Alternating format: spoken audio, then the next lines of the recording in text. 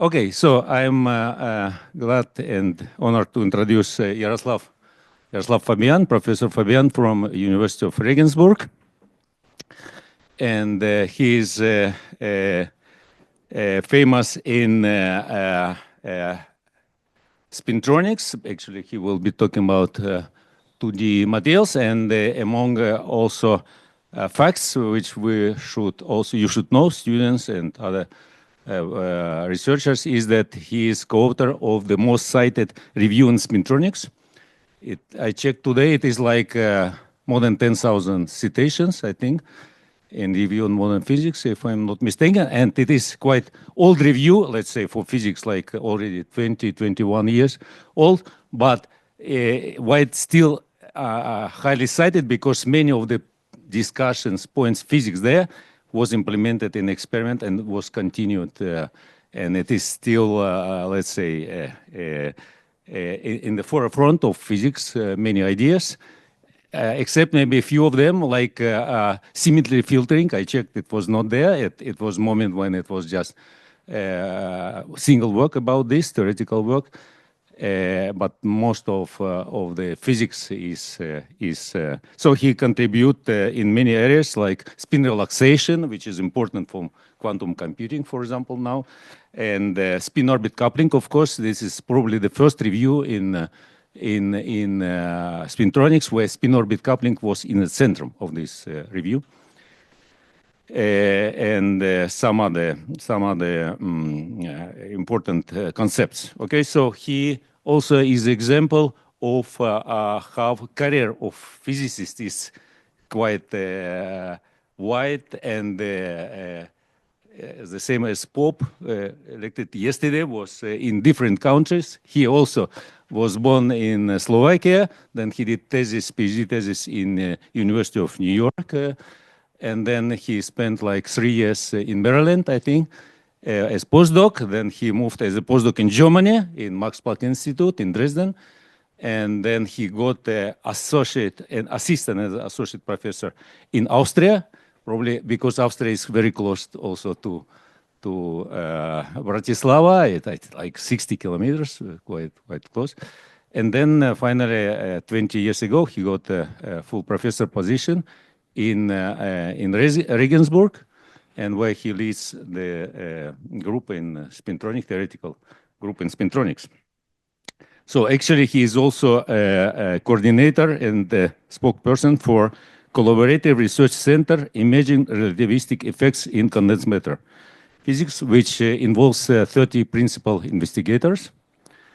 Okay, and also he is very much in contact with experiments. He did a lot of theoretical predictions about spins, importance of spin orbit coupling.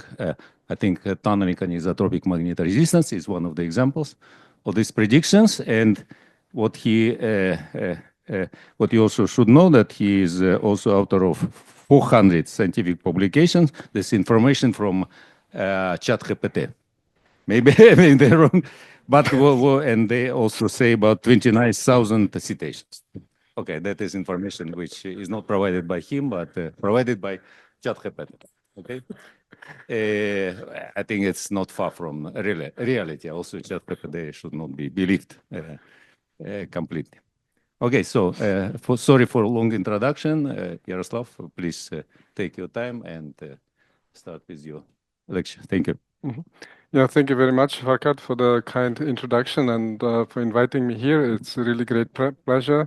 Never been to this campus. You have really beautiful green areas.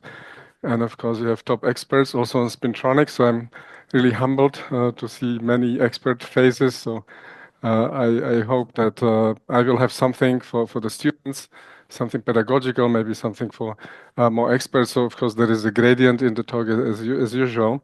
I come from the University of Regensburg. I do theoretical condensed matter physics and spintronics. Sort of, I started since my postdoc. Some of you already were in Regensburg, some very recently. It's in Bavaria. I don't think this really works here. So this is Munich. So everybody knows Munich, and a little bit north, like 1 hour by car, is the lovely city of Regensburg, 150,000 inhabitants on Danube, really medieval city. This is the university campus from the 70s, roughly. It's a nice area. The university has about 20,000 students, so it's smaller than your university here, but it's a very vibrant sort of research university with many, many research groups, and especially in condensed matter physics, we are rather strong. This is my group as of December. Now it's a little bit updated. So what I will tell you about was done by these early career people, as we say now. Paulo, who is, as of January, an assistant professor at the University of Central Florida, is an expert on excitons in 2D materials, has many publications, many works.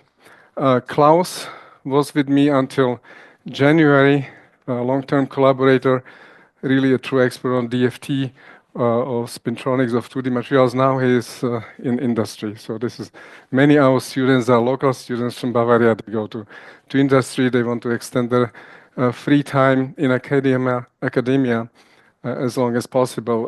Lucas now works on machine learning on 2D materials, DFT predictions. And Gustavo is another new postdoc from Brazil, working on spin orbit torque. Thomas was just got his PhD, so this hat is the sort of graduation ceremony, being crowned as a PhD student. Now he continues a little bit as a postdoc, and Sarah is our new master student. So this is my group working on different aspects. Now, this year we celebrate 100 years of quantum mechanics, but it's also marking 100 years of electron spin. So this was a momentous event. This is the first publication of the electron spin, the Naturwissenschaften, so it was in German, in 1925, I think in October. So soon will be 100 years. So the idea of the electron spin came to George Uhlenbeck and Sam Goldsmith. So John Uhlenbeck was older, he was 25. Goldsmith, the youngster, was 23. So the two graduate students at the time in Leiden created or came up with the idea of the electron spin. So Kramers, of course, you know, he was not part of the paper. Their PhD advisor was Paul Ehrenfest, also well-known physicist. He was the senior person. He was not on the paper. So when they came up with the idea that an electron is sort of like a rotating ball, so it was a classical concept, they submitted the paper for publication. And at the same time, they asked Hendrik Lorentz what he thinks about that. And Lorentz did some napkin calculations and said, well, this idea cannot work because an electron cannot really rotate, because it would have to be very large if the rotation would be like the speed of light at the radius of an electron. So the electron would have to be very large, which is unrealistic. So then they asked their PhD advisor, Ehrenfest, like, maybe we should retract the publication. What he said, well, don't do it. You are young, so you can afford stupid ideas. So the paper was published, and of course, we got the electron spin. At the same time, you know, the idea was already floating around. So I think the collaborator of Kramers, Kronig, had this idea in New York, and he came to his advisor or senior collaborator, whose name was Wolfgang Pauli. And Pauli said, well, this will never work. This is not realistic. Forget it. So he never published his idea. It was earlier than these two guys. So, so the message is choose your advisor wisely. And so those two were what we say now, early career researchers. So if an expert tells you something is impossible, it doesn't have to be true. If the expert says it's possible, it's true, but impossible, don't believe so. So this is the message. The spintronic sort of has the idea of spintronic is really the dual control of spin and charge in electronic material. So both spin and charge are relevant, but spin is just an additional degree of freedom which provides non-volatility and really a new control. And we are trying to see still, after 20 years of spintronics or whatever, or 30, how to do this in an efficient way. And as I will argue, 2D materials, this is where the spintronics sort of is heading, can do that. This is a spintronics timeline. It's rather subjective, so some of the experts maybe will not see their chief achievements. But this is how I sort of see. There are, of course, many breakthroughs in between. So the electron spin resonance started around 1940s with Charles Kittel giving this idea that maybe one can shine microwave light to flip electrons in the presence of magnetic field. And this was a very vibrant field. We have also nuclear magnetic resonance, and magnetic resonant imaging is coming from that. So nuclear spins essentially also provide a spintronic device in MRIs. The spin Hall effect was predicted by two Russians, Dyakonov and Perel, in 1970s, which still provides a foundation for many spintronics measurements. Then the key idea came in spin injection in metals. It was Johnson and Silsby who came up with an experiment, and I will show it, how to inject spin into electronic materials and how to detect it. So this was really key. And then various phenomena with application possibilities, in particular giant magnetic resistance, which revolutionized data storage industry, spin transfer torque, which is very important nowadays, and the sister effect of spin orbit torques. Then spin injection into semiconductors, some of you might remember, was really a big idea, and we thought it's also very productive. But unfortunately, it turned out that conventional semiconductors like silicon, gallium arsenide are not so good in tailoring their spin properties. So it was not easy to find sort of efficient phenomena out of it. Then came topological insulators, another sort of revolution, and the discovery of 2D materials, and spin injection in graphene in 2007 by Groningen's group. And now, roughly since this point, we are doing spintronics with van der Waals materials, and the keyword is sort of spin engineering, or engineering of all kinds of properties of 2D materials by van der Waals sort of engineering, and this is what I will talk about. Good. The educational part starts here. It's very short. Spin-orbit coupling.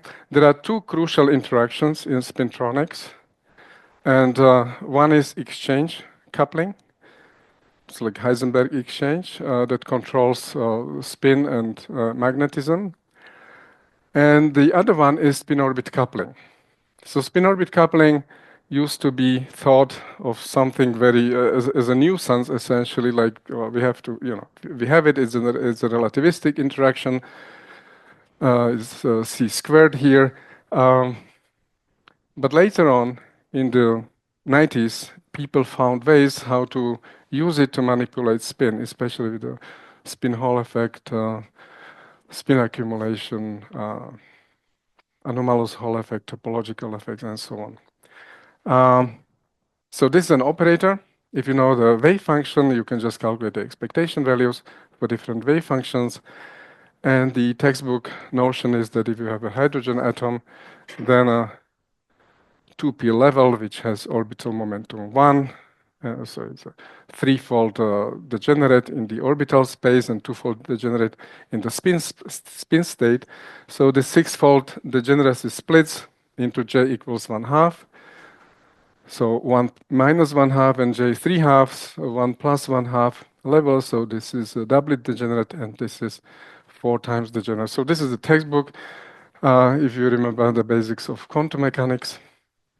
And the splitting, which is called a fine structure splitting of the hydrogen atom, is 50 microelectron volts. So this is a reasonably small number. And this splitting is called the fine structure of atomic spectra. So now the question is, what should we expect for graphene, which has the atomic number of 6, 6 electrons?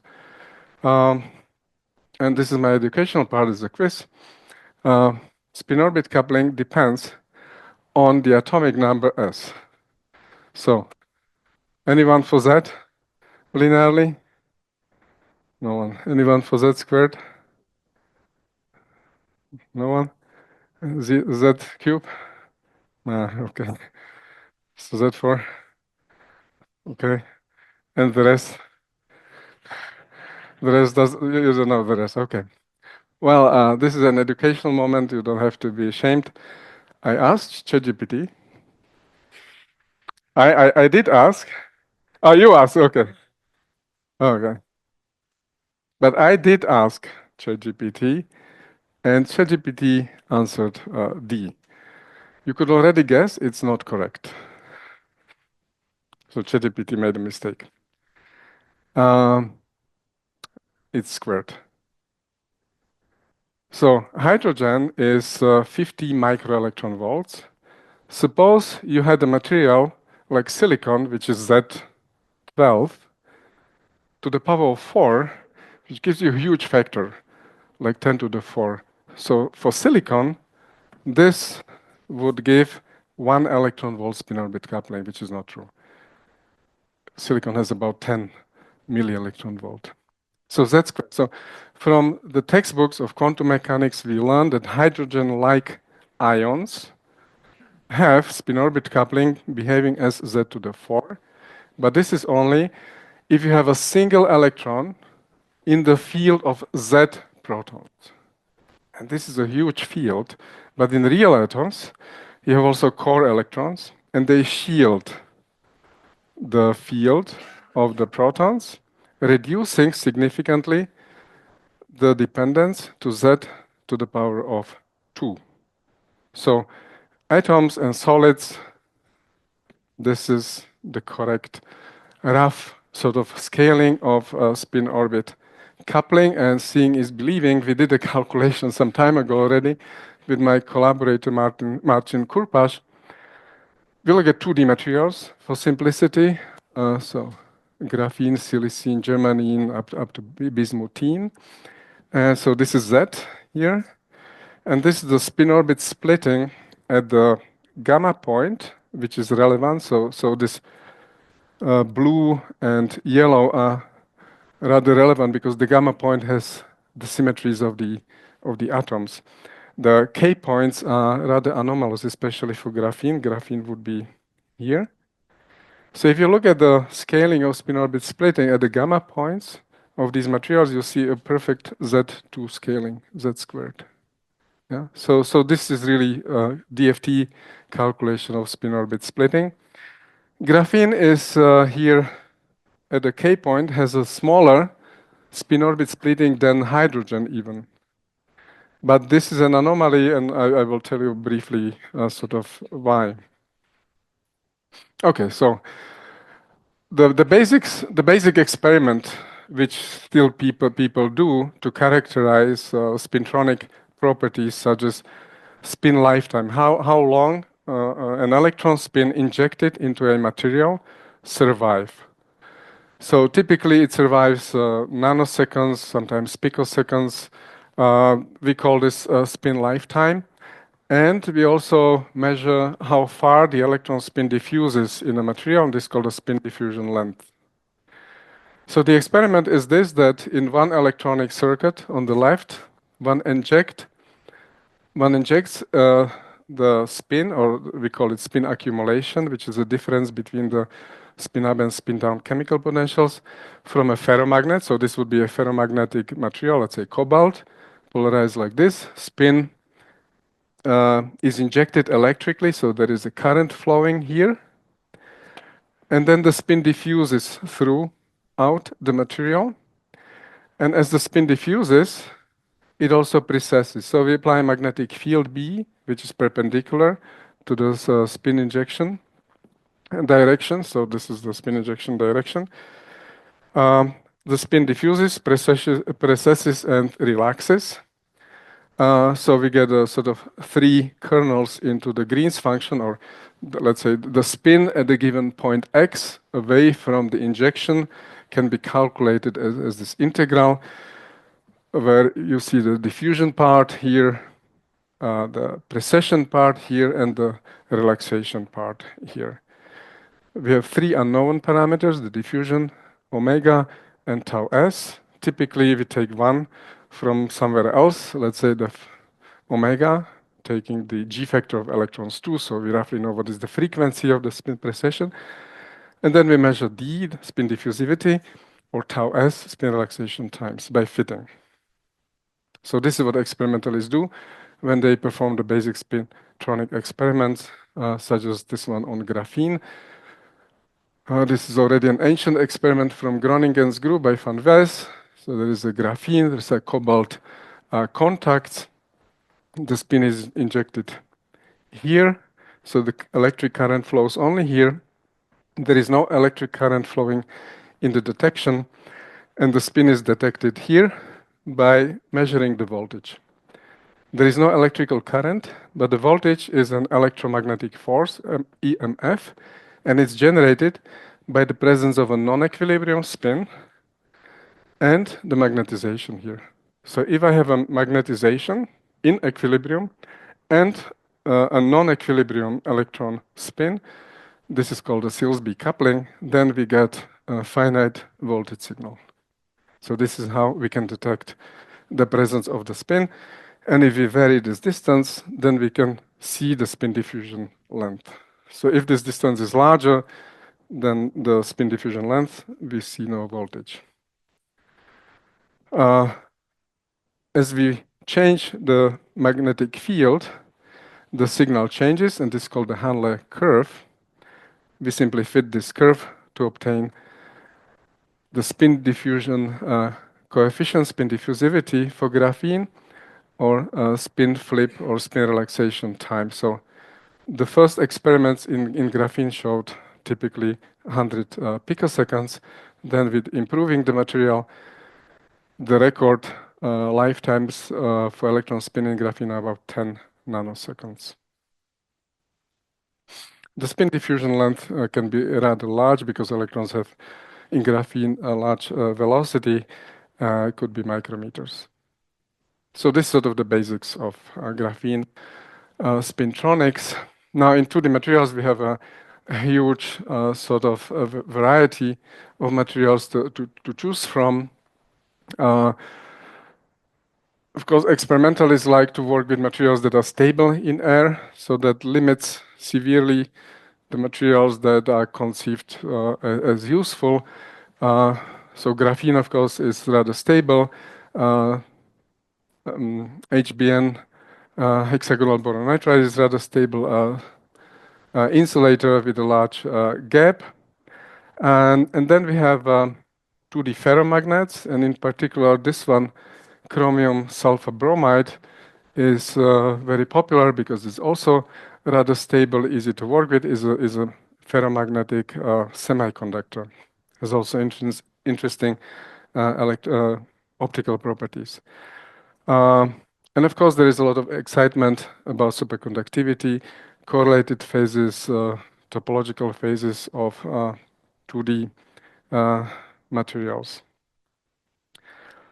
So the key concept that I will sort of discuss are the proximity effects in van der Waals heterostructures. What we are aiming at is to find ways to engineer electronic, spin, optical, magnetic properties by van der Waals engineering. By this, people usually mean stacking. So stack two materials, shift them around, straining, Straining, especially in homogeneous straining, introduces pseudomagnetic fields, as shown by Paco. Twisting, gating, doping, all of these can significantly change the properties that we are interested in. So this is our aim, to make a cake like this with different materials. Ferroelectric materials are quite important now. Layer topological insulators, even also van der Waals materials. 2D magnets, graphene, correlated graphene, spin orbit materials. SOM is the abbreviation, superconductors. So you can see the possibilities are really endless. Now, there are many potential applications of spintronics or 2D spintronics. One needs different materials combinations. For example, materials with weak spin orbit coupling, such as graphene or even HBN, are important for spin interconnects when you have sort of a material in which spin is not really degraded very fast, so the spin can be transported through large regions. Magnetic tunnel junctions. This is not really explored to its full potential, I believe, and there is absolutely great potential in these systems when you have a 2D ferromagnets with a 2D insulator in between, and by switching the polarizations from parallel to anti-parallel, you can achieve huge changes in the resistance called the tunneling magnetoresistance. People found changes of 1,000,000%. I think this deserves much more sort of both experiment and theory understanding of this effect. Then we have charge to spin conversion. I pass a charge current, and this is converted to a spin current. So for this one, it's materials with strong spin orbit coupling. I can also combine optical injection and electrical spin detection. For example, I shine circularly polarized light on a tungsten diselenide, which is a 2D semiconductor with strong spin orbit field. I create spin polarized electron hole pairs, and one of the species, let's say electrons, jump down to electrons and polarized electrons in graphene. So this concept was already demonstrated also experimentally. Things that we are doing sort of now are more application oriented. For example, spin orbit torques. You have a 2D ferromagnet. Now people consider iron germanium telluride, which has room temperature magnetization. And then you couple it with a 2D material with strong spin orbit coupling, such as tungsten ditelluride, which is now important for some symmetry reasons.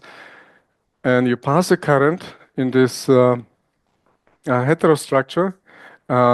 You create you create spin due to spin orbit coupling of tungsten ditelluride, and the created spin sort of is able to flip the magnetization of the magnet. So this is called a spin orbit torque, and people are investigating it for applications even in neuromorphic computing, where you can create some precession of magnetization by this effect, and this sort of microwave spin orbit tunneling oscillators can be viewed as neurons and even synapses. So this could have really far-reaching consequences. Okay, so back to sort of basics. So the starting thing I usually discuss with spin orbit coupling is graphene, is the presence of a spin orbit gap of graphene, which is roughly 25, maybe 30 microelectron volts. So DFT typically gives 25 microelectron volts. Experiments now maybe give 30 or 40 microelectron volts. So without spin orbit coupling, we have two touching Dirac cones. By putting in spin orbit coupling, we have opening of a spin orbit gap. It's not a semiconductor gap, it's a spin orbit gap. And then placing graphene on the substrate or putting an electric field, we have this Rashba effect where we split the levels into spin up and spin down. Now, as we showed in this paper, it is really d orbitals that contribute to spin orbit coupling on graphene. So this is really anomalous. So I don't know of any other materials that has such anomalous spin-orbit coupling. So d orbitals are not nominally populated in graphene, but by hybridizing with pz orbitals, they really give spin-orbit coupling. Now, to visualize spin-orbit coupling in graphene, we can make this pseudo-spin spin-orbit field. Graphene has space inversion symmetry, so per se it doesn't have a spin-orbit field. The bands are not split without the Rashba effect. But if we resolve the pseudo-spin level, so the Hamiltonian for experts, sigma z is the pseudo-spin, as z is the real spin. That means sigma z means that we have alternating orientation on A and B sublattice of the real spin. So you could view this as a magnetic field pointing up, down, up, down. So if an electron injected, for example, in this direction along x, the spin is here, the electron hops from one side to the other, so the spin just goes like this, and it never decays, essentially. So this is sort of the picture coming here, and the spin orbit field is opposite at Ka and K prime. Now, this simple Hamiltonian, which was already discovered in the 50s by Meckler and Jaffet, was rediscovered by Kane and Melle in this paper, and they solved it for a zigzag nanoribbon, but you can also solve it for any other nanoribbon. And then you discover that it has the topological sort of edge states, the helical states, where spin up on one edge goes one direction and spin out the other. So this was the birth of topological insulators. In graphene, it's not so easy to find because these states live in the band gap, which is only 25 or 30 microelectron volts. So graphene has a weak spin orbit coupling, is essentially non-magnetic. It's, I think, weakly diamagnetic. Now the question is how van der Waals engineering can sort of increase spin orbit coupling. So first we thought, okay, we'll just put a transition metal dichalcogenide on graphene, or graphene on a transition metal dichalcogenide, and then we boost up the value of spin orbit coupling. It did work. So when you do this, so in a DFT calculation, you have a graphene and TMDC, then you go from this Meckler-Jaffet-Kane-Melle spin orbit coupling, which is rather weak. You get something else. You get not only an increase in spin orbit coupling to 1 milli-electron volt, but you get a new term, which we called a Valley-Zeeman term, and especially over the Atlantic, it's called the Ising. Spin orbit coupling is the same thing. So if you hear Ising spin orbit coupling or Valley-Zeeman spin orbit coupling, is the same thing. The only thing that changes is this operator sigma z becomes sigma 0, which means that at the K and K prime valley, you really have a homogeneous spin orbit field. So you don't have alternating, but you have a homogeneous. So if I now inject the spin into this valley, then the spin can precess.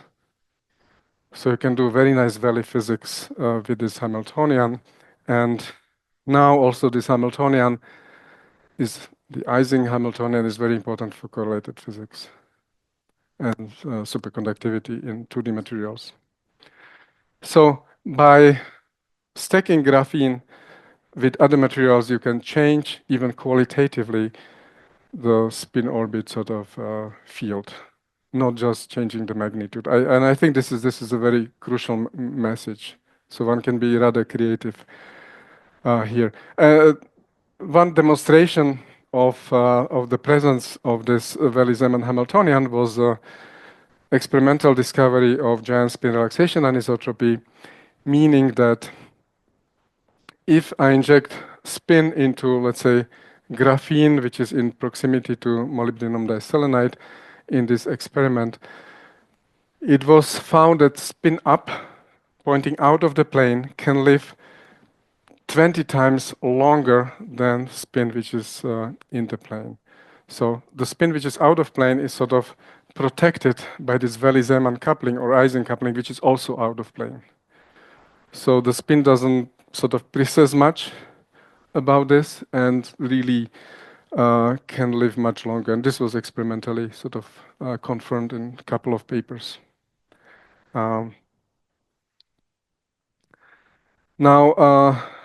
I don't know if any of you, well, I'm sure Paco remembers the data dust transistor. That was a defining sort of concept for semiconducting spintronics. So this was really a beautiful sort of a toy transistor, which is still to be sort of realized and put to work. But the idea is really beautiful. So you have a source and drain, which are ferromagnetic, and this is the channel. And in the channel, you have a spin-orbit coupling. So if I inject the spin, which is pointing in this direction, the spin, if there is a weak spin-orbit coupling, the spin doesn't preset and just goes to the drain. If there is a spin-orbit coupling tuned such that I can rotate the spin by 180 degrees, then this spin will not enter here, and I have a large resistance. So by changing the spin-orbit coupling in the channel, I can have a spin transistor. To change spin-orbit coupling, we need a gate. So this is like the Rashba coupling can be changed because I apply an electrical field or shifting, sloshing the electrons around. It turned out not to be so easy in gallium arsenide or indium arsenide than when people thought. Now, in 2D materials, sort of a proof of concept demonstration of this was done in San Sebastian by Felix Casanova's group. They demonstrated coherent spin precession via Welle-Zeeman spin-orbit coupling in bilayer graphene with tungsten diselenide. So have a bilayer graphene, which is in contact. So at the bottom is the tungsten diselenide. And then depending on the gate voltage, electrons either flow in the top layer of graphene, of bilayer graphene, or in the bottom layer. The bottom layer of graphene is proximatized. It has strong spin-orbit coupling. The top layer not, because this proximity effect is a very short range. It's just one layer, essentially. So by changing the gate voltage, you either have a large spin-orbit coupling, so you have a spin precession, or you don't have a spin-orbit coupling, it's very weak, and you don't have a spin precession. So this layer polarization, which is facilitated by the gate voltage, is a very powerful tool in this van der Waals engineering. One layer can have spin-orbit coupling, the other layer not. So this is really key to engineering. Now, twisting is the sort of new kid in the block. We are twisting many things. So this was one of the first van der Waals heterostructure. If some of you saw my talks, you know what it is. Anybody knows what it is? What is it? What? Yes. So 1918 is an art.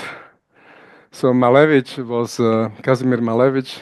I think he was Ukrainian, Russian, so it's Polish. So at the time it was not clear what nationality one is.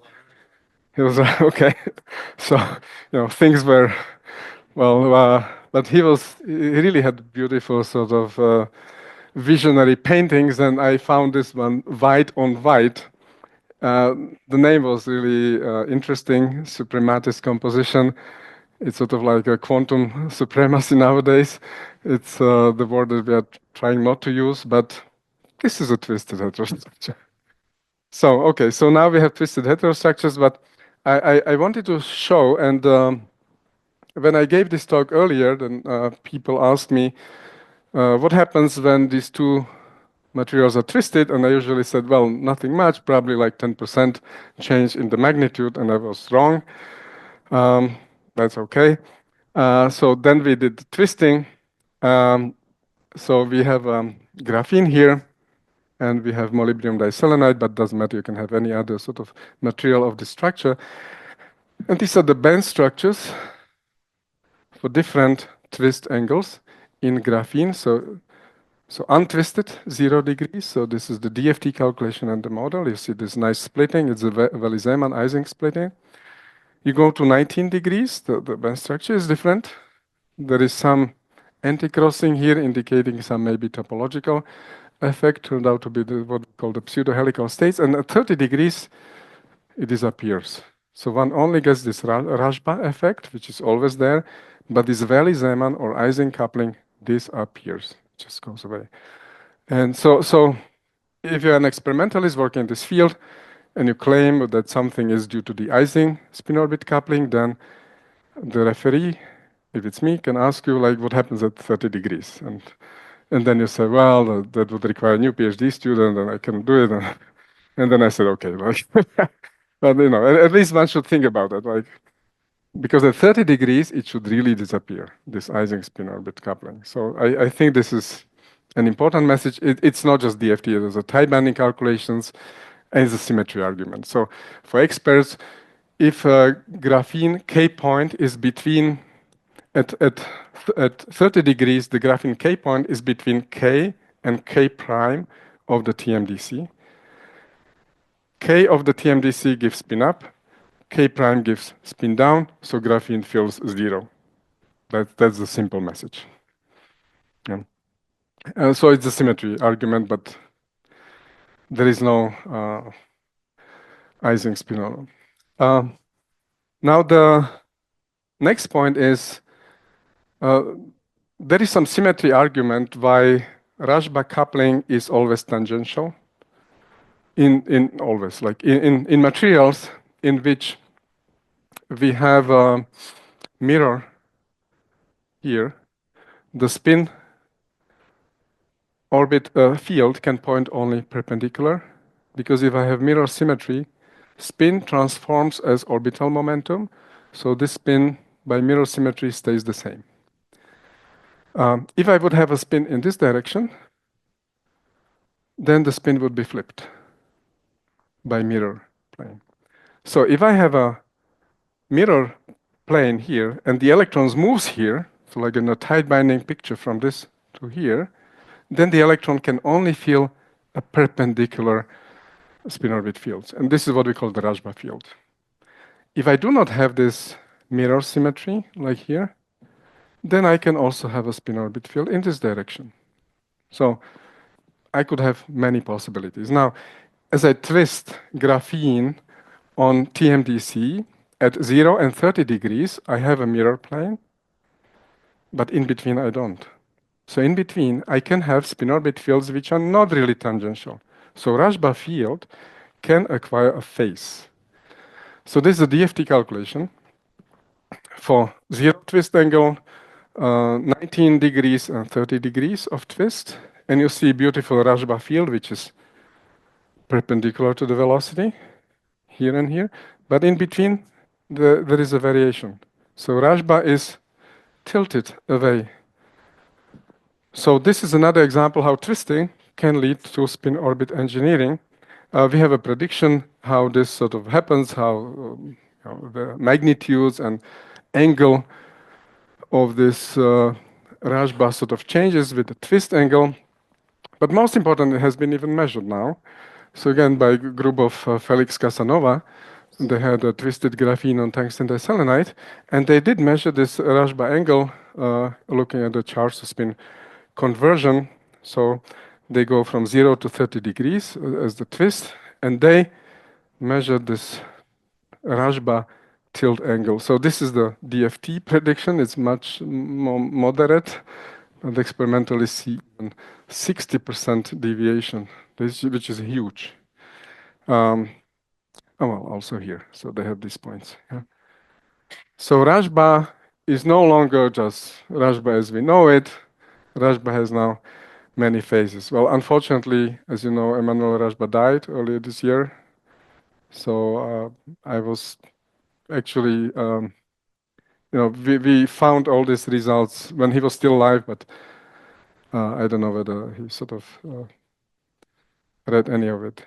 And this gives an idea to go towards a fully radial Rashba spin orbit field. So if some of you know something about chiral materials, in chiral materials like tellurium, you have this radial spin orbit fields, so parallel to the momentum. An electron goes one way and the spin orbit field is in the same direction. And we try to see whether if we create a chiral structure, whether we get a purely radial Rashba field, and it turns out that this is possible. So the prototypical calculation, of course, start with bilayer graphene. Now, the physics, actually, the idea, how we came to that is quite revealing. How you come to that? You take bilayer graphene, and the origin of the Rashba field, spin orbit field, is the electric field or hybridization. So one layer of bilayer graphene feels the field of the other layer. But these electric fields are opposite. So the Rashba fields are opposite. They cancel. How can I remove this? So one layer gives left and another right. Well, I either apply an electric field, so I have more electrons feeling this direction than the other, and then I get a Rashba field, or I twist the layers. So I have opposite vectors, and if I twist, I have this. And I have to sum up those two vectors, and I get the radial one. So that's a very simplistic idea, that if you have a homo bilayer, one layer has the opposite spin orbit fields, so if you twist them, they should have a radial. And indeed, it works. So this is the radial spin orbit fields of bilayer graphene. If you apply an electric field, you can tilt it, so you can really choose any direction as you wish. So this is, it depends how you stack graphene, whether it's AA rotation or AB or in the hexagon. You get different spin orbit fields. And it works also with other heterostructures. So we have a paper on this. You can also twist TMDCs, there you have the same thing. So then you have really spin orbit fields that could be purely radial. They are called anomalous sort of Rashba fields. So we have a large spectrum now of spin orbit fields into the materials. The ones that I showed you are the Valley-Zeeman Ising spin. At K and K prime, we have sort of a uniform spin orbit fields opposite. Because of time reversal symmetry, you have Kane and Melle fields which are alternating. The usual Rashba, conventional Rashba, radial Rashba, or unconventional anomalous Rashba. If you place graphene on a material like tin selenides, which is a ferroelectric, you can engineer Rashba, which is out of plane, opposite on K and on different momenta like this. If I get to that, you can have also spin valley coherence potentials when you have correlated phases. Okay, the second important interaction is the exchange interaction. Graphene is not magnetic, but if you place graphene on a magnetic substrate, then the electrons in graphene, conduction electrons, can become spin polarized. And this spin polarization is important for transport. Now, we looked at different combinations like graphene and chromium germanium telluride, so this is a ferromagnet. Or we also look at the transition metal dichalcogenides in contact with chromium iodide, which Xiaodong Xu likes to sort of experiment with. And then we looked how the band structure of the non-magnetic materials, so graphene or TMDC, depends on the twist angle. And what we found was actually quite surprising. So when we had a graphene on chromium germanium telluride, then the band structure changes such that you have a spin polarization which is, let's say, up. So both atoms are red at 0 twist angle. And then if you twist it to 30 degrees, then you flip it. The spin polarization of electrons in graphene changes sign, even though the magnetization in chromium germanium telluride points in the same direction. So this was really very surprising. And in between you have angles like this one, the special angle, where you have antiferromagnetic. So A and B sublattice feel different magnetization, so they have opposite. So you can have an antiferromagnetic graphene on a ferromagnet. This is quite astonishing, and it's a band structure effect. As you twist, you couple electrons or at K of graphene with different species of electrons from CGT, from different parts of the Brillouin zone, and the different parts of the Brillouin zone can couple differently simply to spin up and spin down electrons. So we did not find a hand-waving argument for this. We had to really dive deeper into the band structure to understand it.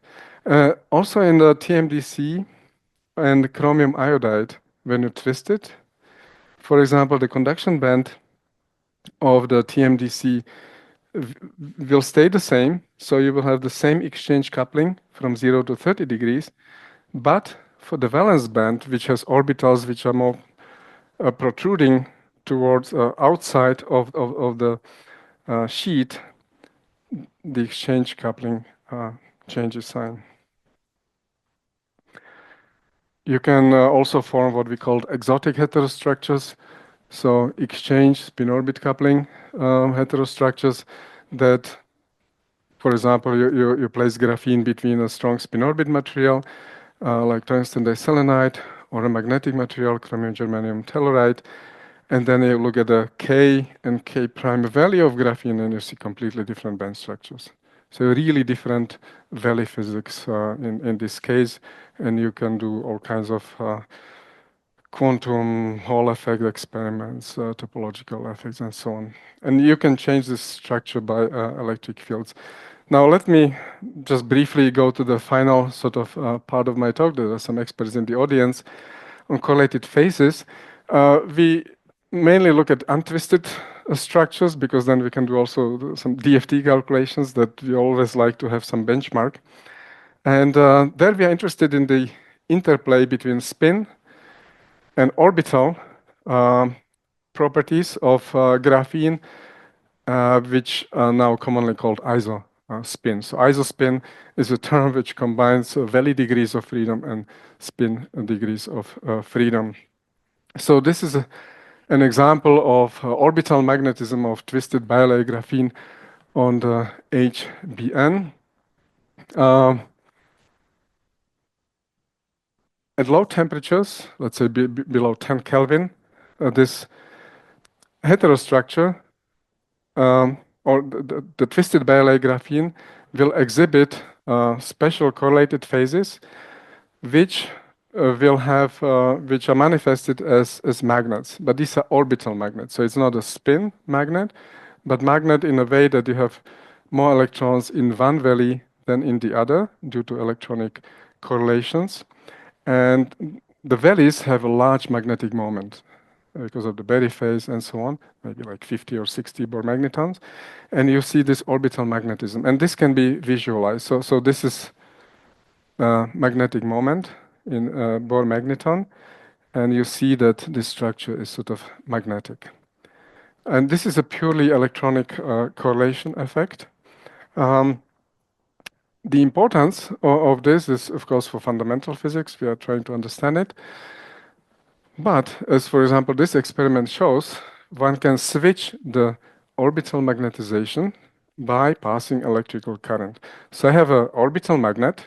So electrons are essentially moving into some loops to create a strong orbital momentum in a given valley. And then when you pass a current, only nanoamps, that's much weaker than in spintronics we have for spin-orbit torques, you can switch this magnetization. And this can be measured by the Hall effect because it's a magnet, so it's like can be detected. So 1 nanoampere can switch the magnetic order. So this could be useful for magnetic memories. Similarly, for rhombohedral trilayer graphene, there are many, many interesting correlated phases. This is the experiment from Andrea Young, where typically they measure compressibility, which detects when you go from one phase to another. So there are some phase barriers in the space of doping and displacement fields. So we were motivated by this experiment, and we looked at this trilayer graphene, and we thought that this is really perfect for proximity effects. And the reasons are the following. So this trilayer graphene, or ABC graphene, has a chiral stacking. It's called a chiral stacking because the stackings go in sort of like chiral. And if you look at the band structure, it features sort of a almost flat bands, not really flat, but flattish bands. And these bands, they come from the top layer and from the bottom layer. And these flattish bands give rise to the correlated physics and also to superconductivity. Because they come from the top and bottom layer, the middle layer is just insulating layer, sort of. They can be easily manipulated by the proximity effects. I just put something on top, and I will affect this flat bands. So that was sort of our idea.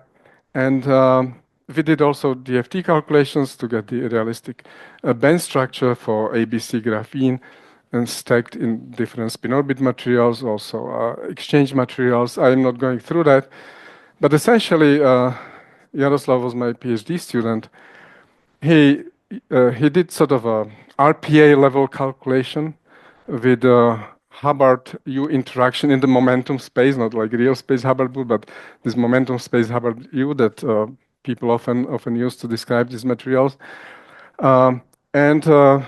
So there is a nice sort of a phase diagram for Stoner phases, which are the usual, let's say, magnetic phases for spin magnet or orbital magnet.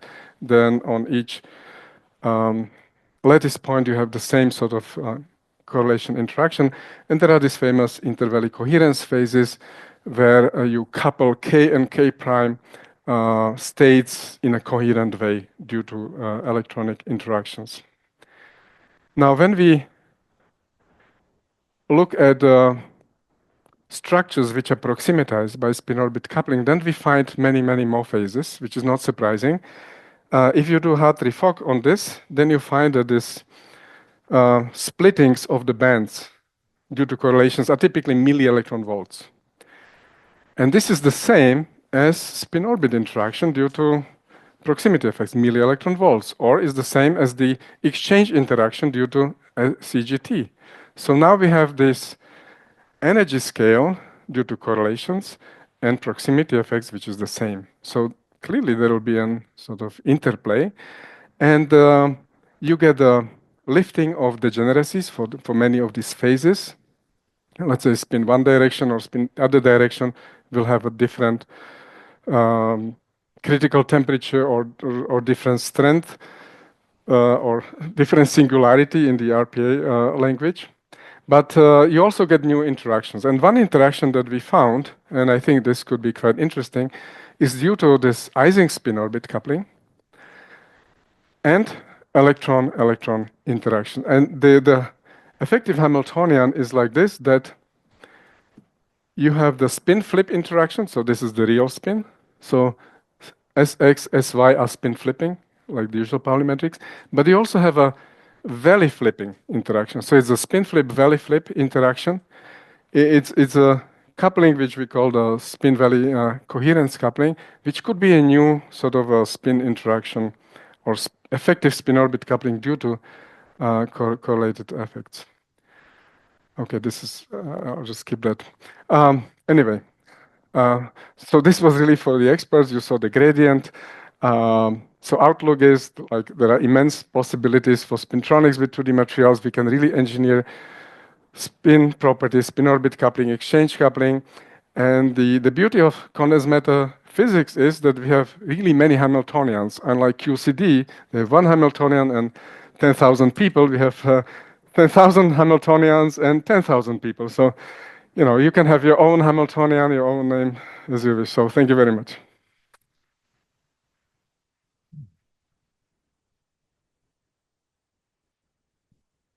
Thank you very much, Jaroslav, for this excellent and growing pedagogically to the experts presentation.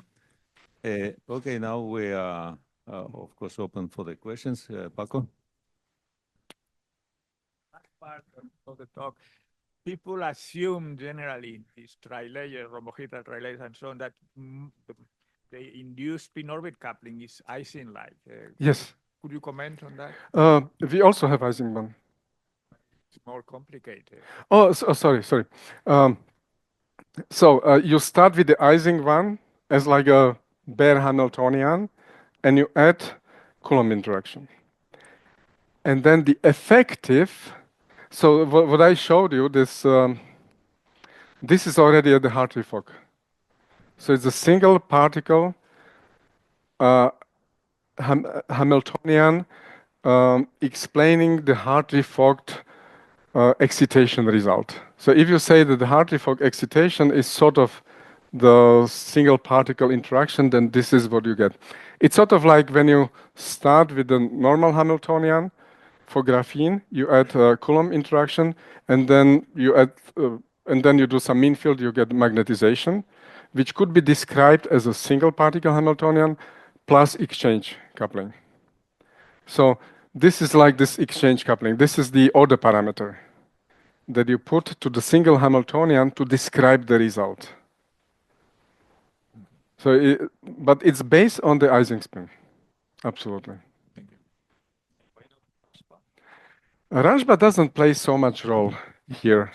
You have when you go to more than one layers, then Rashba is sort of renormalized down, and the effect of Rashba is not pronounced. At least we could not find much effects of Rashba, at least the normal Rashba. We should try with this radial one.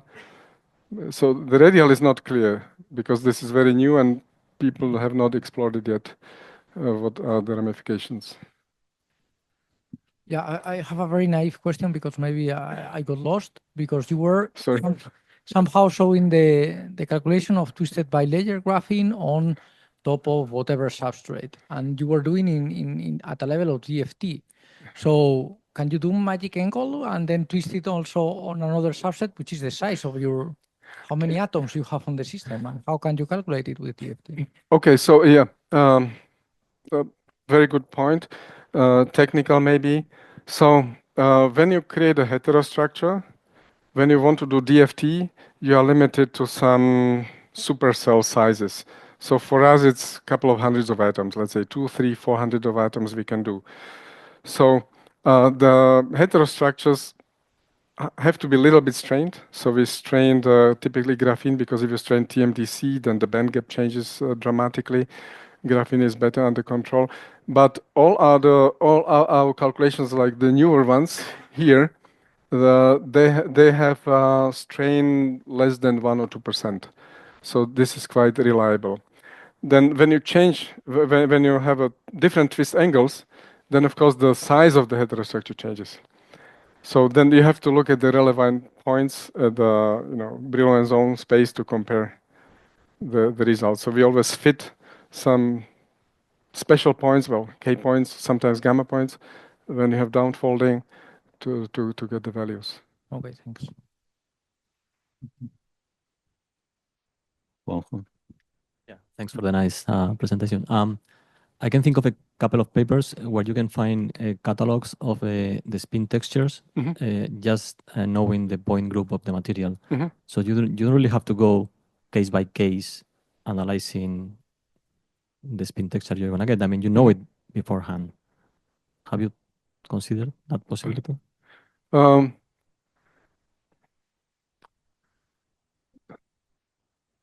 You know it for chiral materials for sure. For any material, for any point group. For any point group, if you sit at the given symmetry points, then you roughly know. But for example, okay, I take graphene twisted on TMDC. Yeah? If the twist is 0 and 30 degrees, you roughly know that there will be no spin texture which is tilted.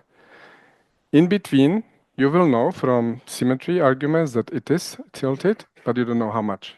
So group theory only tells you in principle what can happen, but never tells you the details, like how big or how much. Yeah, that's for sure. You don't have the number, yes, but... Yeah, the qualitative arguments, absolutely. So we always use symmetry arguments to either explain or we have some predictions some either symmetry or some naive pictures like that. Absolutely, you're right. Yeah. Other questions? Yeah. No. Thank you very much. A very basic question. I'm still fascinating that these d electrons are actually responsible for graphene. Now, if you bend the graphene slightly, I guess that p orbitals become more important. So the question is, like, when twisted graphene or these trilayers, they are always kind of also having this vertical relaxation. Are the d electrons still important, or can you really reduce it to p electrons? Okay. Very good point also. Like all of you have excellent points. Now, again, the p electrons will become more important because we will have hybridization with px, py, pz. And this is also important when you put, for example, defects on graphene, as Paco showed, and you have a bending, and then you can go up to 10 milli-electron volts. So graphene at the gamma point has 10 milli-electron volts spin splitting. That's the maximum you can get. Yeah? Now, but you would have to bend it so much that it's really impossible to get it. We did some DFT simulation, like buckling graphene, like this, trying to see how much we can go. But for, let's say, 20% of buckling, like really like huge, you get maximum to maybe 60 microelectron volts. You never reach milli-electron volts, unfortunately. And the reason is because you buckle one way and the other way is cancelled. It's not like a nanotube where you have a larger spin orbit coupling. You can have maybe hundreds milli-electron volts. Up to 1 milli-electron volt. But here you buckle like this, so it averages out. Other questions? Maybe last or almost last question, which I have is, how far we are from application, because these structures should be encapsulated, the substrate, charge transport with the substrate, etc. Is there some progress with potential applications of 2D systems in real electronics? Already 20 years since they have been discovered. Not really the applications, I have to say. So at the level of the European parlance, we are trying to reach the technology readiness level 4, which is a demonstration in a lab. So we have a consortium coming from the graphene flagship, working, for example, on spin orbit torques in 2D materials. This is sort of the level that we are trying to see. So to demonstrate working functionality in a lab. For that, of course, experimentalists would like to have materials that are stable in air. So this is very important. So that's why we work with FGT is rather good. Chromium sulfur bromide is rather good. TMDs, tungsten telluride. But these are not many not many sort of materials. But we are really far from real-world applications of 2D spintronics. Real spintronics already had many real-world applications, as you know very well, but 2D is... Okay. If no more questions, so thank you very much again. Thank you.